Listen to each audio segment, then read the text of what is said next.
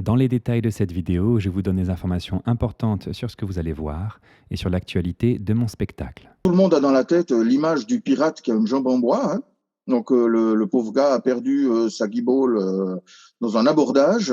Alors on la lui a enlevé au tourniquet. Je sais pas si certains peuvent imaginer ce que ça représente. Le tourniquet, c'était une ficelle qu'on enroulait et qu'on serrait avec un bout de bois jusqu'à écraser toutes les veines, les nerfs et consorts. Et après, la scie, on enlevait l'os, on coupait ce qui dépasse, quoi. Une fois que c'était cautérisé, tout ça, que c'était cicatrisé, pendant des semaines, des mois de fièvre et consorts, le gars, il se taillait un bout de bois, il prenait un bout de bois, il le taillait, et puis il se fixait ça à la jambe, voilà. Et donc, franchement, je veux dire, il serait bête de ne pas l'avoir fait. Quand aujourd'hui, Carmat remplace le cœur par son cœur artificiel. Il y a un patient, pour le moment, c'est un seul, c'est unique au monde, mais il y en a eu un quand même où ça a été le cas, qui a reçu un cœur Carmat, qui a vécu des mois avec, puis finalement, on a pu lui greffer un vrai cœur. Et donc, on lui a sauvé la vie à ce gars. Est-ce que c'est aberrant de penser qu'on a fait de ce type un cyborg? Parce que c'est ça, celui qui a un cœur Carmat, c'est un cyborg.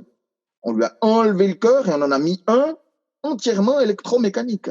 Donc c'est un cyborg. Ça veut dire que c'est un individu, une entité biologique qui a rencontré l'entité mécanique. La frontière s'est floutée entre l'homme et la machine. Mais qu'est-ce qu'il aurait fallu faire? Alors il aurait fallu lui refuser ce cœur pour qu'il en meure. Je veux dire, ça aurait été absurde. Donc si on parle d'augmentation par exaltation, c'est une chose.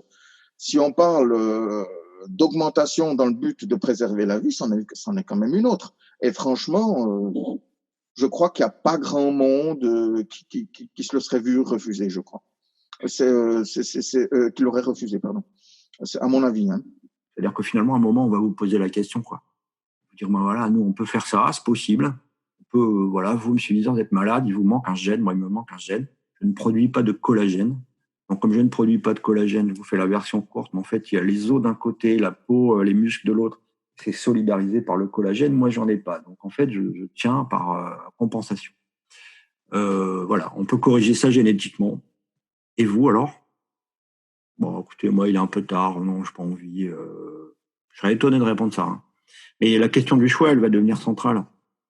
Elle va devenir centrale. Je pense qu'on pose d'ailleurs très, très mal la question transhumaniste en général. C'est une continuité. Ah oui, bien évidemment. Depuis que l'on a la possibilité de se faire, je sais pas, des implants dentaires, la contraception, enfin tout ça, c'est une continuité. C'est une suite logique, notamment au niveau de la médecine.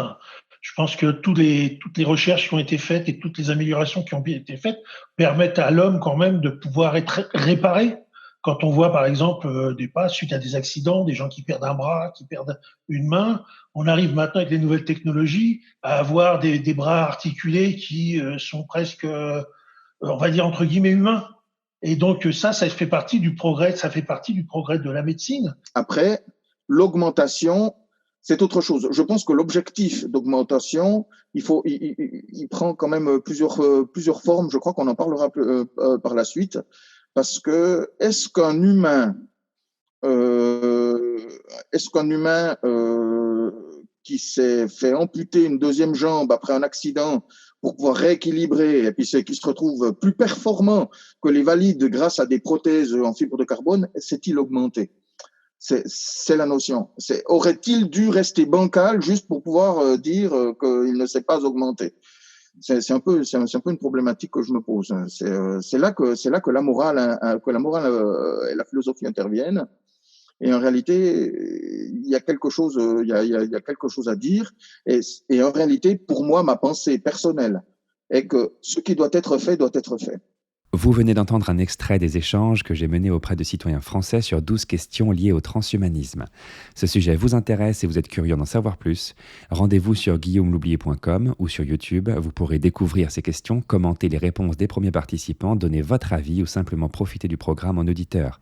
Ces questions ont été conçues pour être accessibles à tous. Partagez-les à vos proches pour les challenger et débattre ensemble.